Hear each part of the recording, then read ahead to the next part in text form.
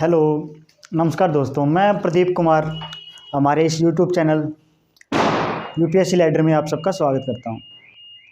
तो आज हम जियोग्राफी के एक महत्वपूर्ण टॉपिक भूकंप के बारे में डिस्कस करेंगे। तो भूकंप, जैसा कि नाम से प्रतीत हो रहा है, भू प्लस कंपन। भू मतलब धरती और कंपन मतलब धरती का कंपन ही भूकंप होता है। तो कंपन एक ऐसी क्रिया है, या मतलब कोई भी क्रिया होती है ना, उसके पीछे कोई ना कोई बल कार्य कर रहा होता है। मतलब किसी बल के बिना कोई भी क्रिया नहीं हो पाती। तो जो कंपन या भूकंप होता है उसके पीछे भी कोई ना कोई बल कार्य कर रहा होता है। तो जो पृथ्वी के आंतरिक भागों में आकस्मिक बल उत्पन्न होते हैं, मतलब आकस्मिक बल मतलब तीव्र गति के बल उत्पन्न होते हैं, उसकी वजह से ये कंपन होता है। तो अगर हम भूकंप को परिभाषित करना चाहें तो पृथ्वी के आंतरिक भागों में आकस्मिक बलों के द्वारा उत्पन्न आकस्मिक बलों के द्वारा पृथ्वी की सतह पे जो कंपन होता है उसे हम भूकंप बोलते हैं। तो जो भूकंप की उत्पत्ति होती है, जहाँ पे भूकंप की उत्पत्ति होती है उसको बोलते हैं हम भूकंप मूल। और जो सतह के ऊपर सबसे पहले जहाँ हम कंपन महसूस करते हैं उसे हम भूकंप का अधिकेंद्र बोलते हैं। तो जो कंपन हो रहा है वो एक तरह से वास्तविक तौर पे पृथ्वी के आंतरिक भागों से ऊर्जा का निष्कासन हो रहा होता है। और जो ये ऊर्जा का निष्कासन होता है ये तरंग के रूप में होता है, तरंगों के रूप में, जिसे हम भूकंपीय तरंगे बोलते हैं। तो इसलिए भूकंप पढ़ने से पहले थोड़ा तरंगों के बारे में जानना आवश्यक हो जाता है। तो भूकंपीय तरंगे एक तरह की यांत्रिक तरंगे होती हैं, ठीक है। तो यांत्रिक तरंगे क्या होती है? तरंग मतलब तरंगों के द्वारा ऊर्जा का स्थानांतरण होता है एक स्थान से दूसरे स्थान पर। तो जो यांत्रिक तरंगे होते हैं उसमें जो पदार्थ है या कोई वस्तु है, उसके जो कण होते हैं, जो अणु होते हैं, उनका कंपन होता है। उस कंपन के द्वारा जो एक दूसरे के संपर्क में जो अणु होते हैं उनके कंपन के द्वारा ऊर्जा का एक जगह से स्थानांतरण होता है दूसरी जगह। इसी को हम यांत्रिक तरंगे बोलते हैं। तो जो कण होते हैं, जो अणु होते हैं, वो या तो तरंग की दिशा के अनुरूप उसके पैरेलल उसका कंपन हो सकता है, ठीक है, या उसके परपेंडिकुलर, उसकी दिशा के परपेंडिकुलर कंपन हो सकता है। इसी आधार पर एक को हम अनुदैर्घ्य तरंगे या एक अनुप्रस्थ तरंगे बोल देते हैं, जिसका अणुओं का कंपन दिशा के परपेंडिकुलर या लंबवत होता है उसको हम अनुप्रस्थ तरंगे, और जहाँ पैरेलल होता है कंपन दिशा के उसको हम अनुदैर्घ्य तरंगे बोलते हैं। तो यही यांत्रिक तरंगों के तरह होती है भूकंपीय तरंगे। तो जो भूकंपीय तरंगे हैं जो सतह पे सबसे पहले हम अपने को महसूस होती हैं वो होती है प्राइमरी तरंगे, उनको प्राथमिक तरंगे बोल दिया जाता है। तो जो प्राइमरी तरंगों के बाद जो दूसरी तरंगे अपने को महसूस होती है वो होती है द्वितीयक तरंगे या सेकेंडरी तरंगे बोलते हैं। और जो इन दोनों के सम्मिलित प्रभाव से जो सतह पे तरंगों का, हम तीसरी तरह की तरंगों का अनुभव करते हैं, वो होती है सतही तरंगे जो सतह पे गमन करती हैं। तो जो प्राथमिक तरंगे होती हैं, पी तरंगे बोलते हैं जिनको, वो अनुदैर्घ्य तरंगों की तरह गति करती हैं। जो यांत्रिक तरंगे अनुदैर्घ्य तरंगे होती हैं उनकी तरह गति करती हैं। उनमें जो पृथ्वी के आंतरिक भागों की जो चट्टानें हैं उनके जो कण हैं या अणु हैं वो तरंग की दिशा के अनुरूप या उसके पैरेलल गति करते हैं, ठीक है। तो इस वजह से क्या होता है, पैरेलल गति करने की वजह से इनकी गति तो अधिक होती है पर इसकी जो इंटेंसिटी या तीव्रता होती है वो कम होती है, ठीक है। तीव्रता कम होने की वजह से ये नुकसान भी कम करती है। जो सेकेंडरी तरंगे हैं, जो द्वितीयक तरंगे होती हैं, उनमें जो अणुओं का, जो पृथ्वी की चट्टानों के जो अणुओं का कंपन होता है वो तरंग के दिशा के लंबवत होता है, ठीक है। दिशा ये है तो ये अणुओं का कंपन ऐसे ऐसे होगा, तो ऐसे ऐसे चलेंगे तरंगे। तो इनकी इंटेंसिटी या तीव्रता तो अधिक होती है पर इनकी गति लंबवत मूवमेंट होने के कारण अणुओं के इनकी गति कम होती है, ठीक है। और ये प्राइमरी तरंग से थोड़े ज़्यादा घातक होती हैं, क्योंकि अगर लंबवत मूवमेंट होगी, कणों की कंपन लंबवत होगा तो वो ज़्यादा नुकसानदायक होता है। जो तीसरी तरंगे जो सतह पे चलती हैं, इन दोनों के सम्मिलित प्रभाव से उत्पन्न होती हैं, उनमें लंबवत तथा पैरेलल दोनों तरह के कंपन होते हैं। इस वजह से ये ज़्यादा घातक सिद्ध होती हैं, सबसे ज़्यादा नुकसान यही करती हैं। जो सबसे ज़्यादा नुकसान होता है भूकंप के कारण सतह पे, वो सतही तरंगों के कारण होता है, क्योंकि वो सतह के पैरेलल चलती हैं, ठीक है, और वो लंबवत व पैरेलल दोनों तरह का कंपन करती हैं, तो ज़्यादा डिस्टॉर्ट हो जाते हैं, ठीक है। तो जो इन्हीं तरंगों का अध्ययन हम भूकंप शास्त्र में करते हैं, जिसको हम सिस्मोलॉजी बोलते हैं, ठीक है।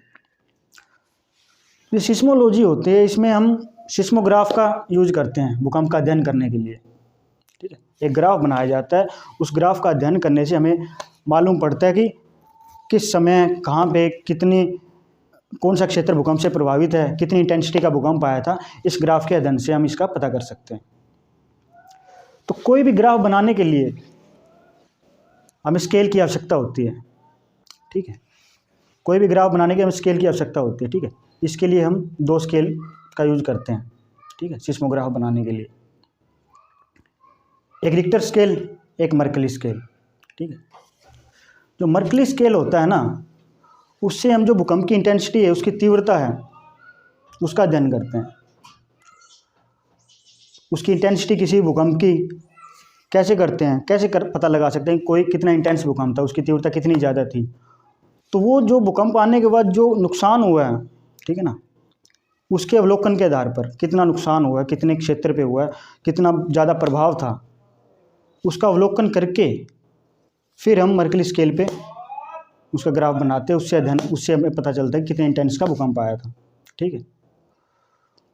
और जो भूकंप में कितनी ऊर्जा का निष्कासन हुआ, तो किस समय हुआ, ठीक है, कितना उसका परिमाण था, मतलब कितने क्षेत्र में था, उसका अध्ययन करते हैं। तो उस वक्त हमें रिक्टर स्केल का सहायता लेनी पड़ती है, ठीक है।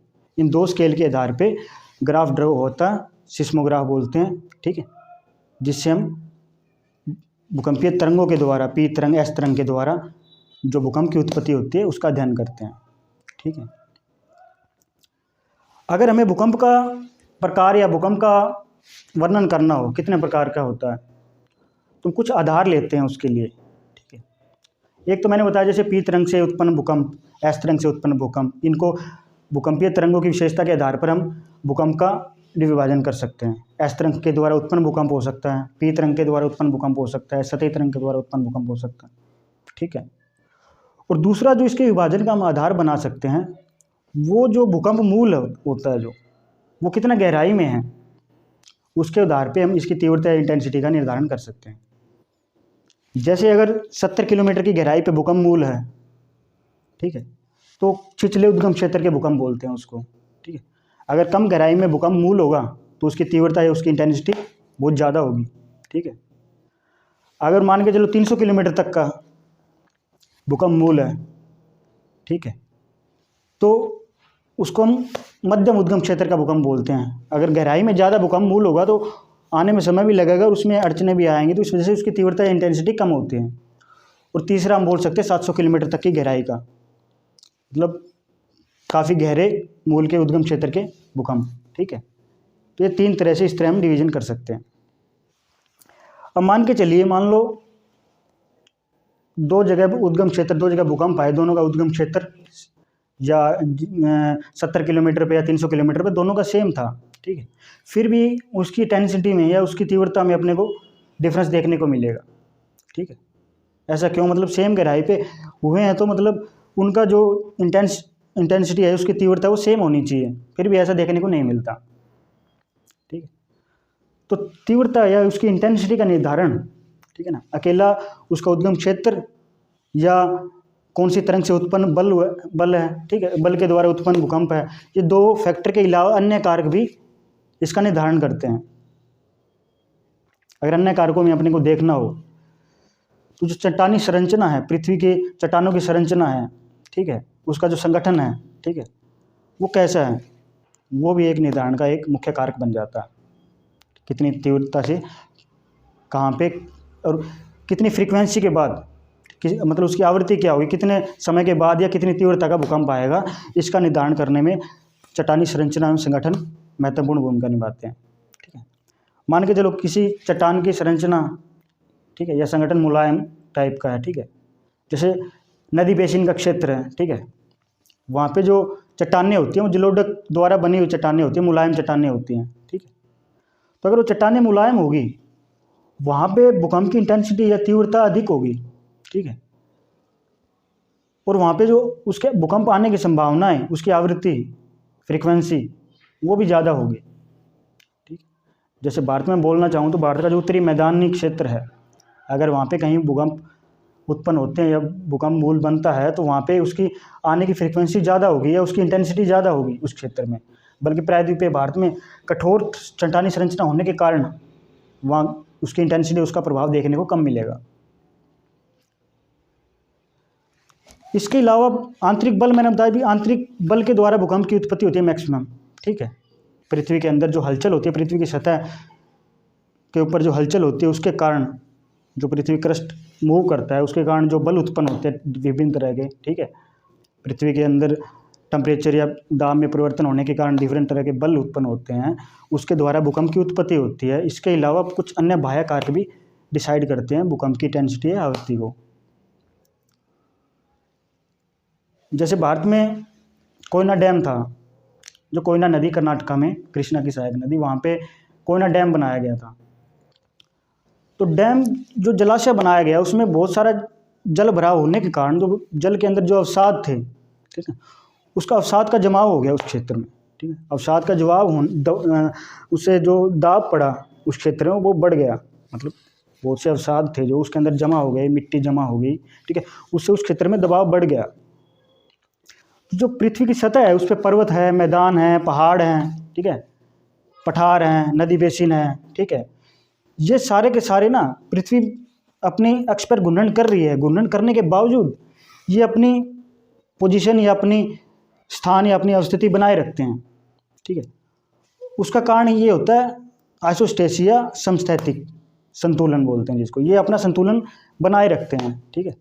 अगर पहाड़ पर्वत इन सब का भार है या इसकी डेंसिटी सबकी अलग अलग होती है, फिर भी अपनी जगह पे अवस्थिति बनाए रखते हैं, ठीक है। और जब किसी एक जगह पे ये स्थिति में कहीं ना कहीं गड़बड़ होती है, जैसे वो जलाशय कोयना वाला मैंने बताया आपको, जब उस क्षेत्र में दाब बढ़ गया तो जो संतुलन था ना वो बिगड़ गया, ठीक है, जिसकी वजह से कंपन या भूकंप की उत्पत्ति हुई थी, ठीक है। तो जब ऐसा केस देखने को मिला तो तब ये बोला गया कि जो बाह्य कारक हैं वो भी कहीं ना कहीं भूकंप को प्रभावित करते हैं, भूकंप आने की संभावना उस क्षेत्र में बढ़ जाती है, ठीक है। तब इसको अध्ययन का आधार बनाया गया कि जो जलाशय प्रेरित भूकंप भी हो सकते हैं, ठीक है। तो बाह्य कारक है जो मूल कारण इसका आंतरिक बल ही रहेगा, मतलब बाह्य कारक उसको प्रभावित करने वाले अन्य सहायक कारक बन सकते हैं या उसकी इंटेंसिटी को बढ़ा सकते हैं।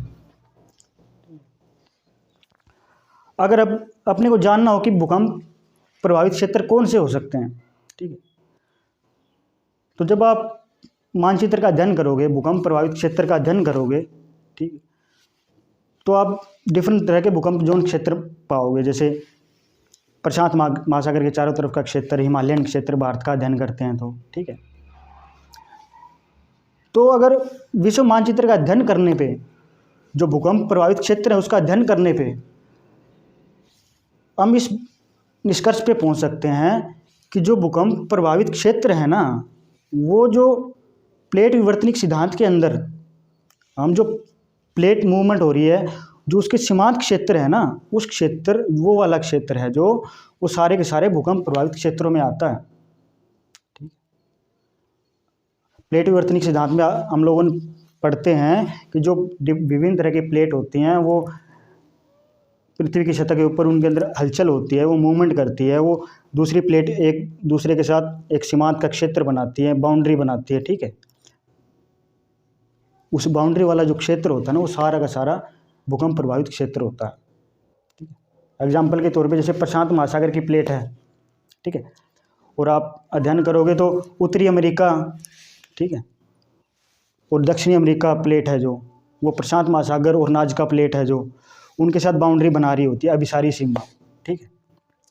अभिसारी सीमा मतलब दो प्लेट आपस में आ रही होती है, जो भारी वाली प्लेट होती है, ठीक है, ज़्यादातर जो महासागरीय प्लेट होती है वो भारी होती है, वो नीचे की तरफ क्षेपण करती है, ठीक है। और क्षेपण करने की वजह से उसका आंशिक गलन होता है, नीचे तापमान ज़्यादा होता है उसका आंशिक गलन होता है। गलन होने की वजह से, ठीक है ना, तापमान की वजह से संवहन धाराएं उत्पन्न होती है और ऊपर की जो प्लेट होती है यहाँ पे थिनिंग होती है उसकी, ठीक है। थिनिंग होने की वजह से, दाब की कमी होने की वजह से यहाँ पे भ्रंशन की क्रिया होती है और जो भ्रंश बनता है वहाँ से ऊर्जा का निष्कासन होता है, ठीक है। तो जिसकी वजह से भूकंप आते हैं उस क्षेत्र में। तो आप देखोगे उत्तरी अमेरिका और दक्षिण अमेरिका का जो पश्चिमी क्षेत्र है, पश्चिमी सीमा है, जो जहाँ पे एंडीज और रॉकीज पर्वत पाए जाते हैं, वो वाला सारा का सारा क्षेत्र है भूकंप प्रभावित क्षेत्रों में आता है, ठीक है ना। इसी तरह से प्रशांत महासागर के जो पश्चिम वाला क्षेत्र है, जापान, फिलीपींस या इंडोनेशिया, ये सारे के सारे क्षेत्र हैं जो भूकंप प्रभावित क्षेत्र होते हैं, ठीक है। क्योंकि यहाँ कहीं ना कहीं अभिसारी सीमा का क्षेत्र है ये, मतलब प्रशांत महासागर और जो फिलीपींस प्लेट है वो एक दूसरे की तरफ अभिसरण कर रही है ना। यूरेशियन प्लेट के साथ प्रशांत महासागर वाली प्लेट का अभिसरण हो रहा है, तो मतलब अभिसारी सीमा वाला जो क्षेत्र है वहाँ पे सारा का सारा भूकंप प्रोन एरिया होता है, ठीक है। अब जैसे हमारे हिमालय वाला एग्जाम्पल ले लिया जाए, जो ऊपर यूरेशियन प्लेट है और जो भारतीय प्लेट है इंडो ऑस्ट्रेलियन प्लेट है, जो इंडो ऑस्ट्रेलियन प्लेट है जो वो जो यूरेशियन प्लेट है उसके नीचे क्षेपित हो रहा है उसका, ठीक, क्षेपण हो रहा है उसका, ठीक है। क्षेपण होने की वजह से, ये महाद्वीपीय प्लेट होने की वजह मतलब ज़्यादा गहराई तक क्षेपण नहीं हो पाता है इसका, ठीक है। पर भूकंप तो आएंगे ना, मतलब छिछले उद्गम क्षेत्र के भूकंप आएंगे, हिमालय वाला अपना क्षेत्र है, ठीक है। एक अपसारी सीमा का एग्जाम्पल ले लेते हैं, जैसे अटलांटिक ओशियन है, उसके मध्य जो कटक है, ठीक है, मिड ओशियन रिज बोलते हैं जिसको, वहाँ पे दो प्लेटों का अपसरण हो रहा है, यानी अपसारी प्लेट सीमांत वाला क्षेत्र है वो, ठीक है। वहाँ पे छिछले और मध्यम क्षेत्र के भूकंप, उद्गम क्षेत्र के भूकंप आते हैं, ठीक है। अगर संरक्षित प्लेट का एग्जांपल लिया जाए, दो प्लेटें जब पैरेलल मूव करती हैं, ठीक है, वहाँ पे जो उनके बीच के में घर्षण होता है उसकी वजह से जो ऊर्जा का निर्माण होता है उसके निष्कासन की वजह से भूकंप की उत्पत्ति होती है, ठीक है। जैसे कैलिफोर्निया वाला क्षेत्र है जो है ना अमेरिका में, वहाँ पे भूकंप जो छिछले उद्गम क्षेत्र के भूकंप आते हैं, ठीक है ना। तो हम भूकंप को जो प्लेट टेक्टोनिक्स थ्योरी है या प्लेट टेक्टोनिक सिद्धांत है उसके साथ इसे जोड़ के देख सकते हैं, और इसके आधार पे हम विश्व के जो विश्व मानचित्र में जो भूकंप प्रभावित क्षेत्र है ना उनका वर्णन कर सकते हैं, ठीक है। तो आज के लिए बस इतना ही, धन्यवाद। चैनल को सब्सक्राइब करना मत भूलिएगा, धन्यवाद।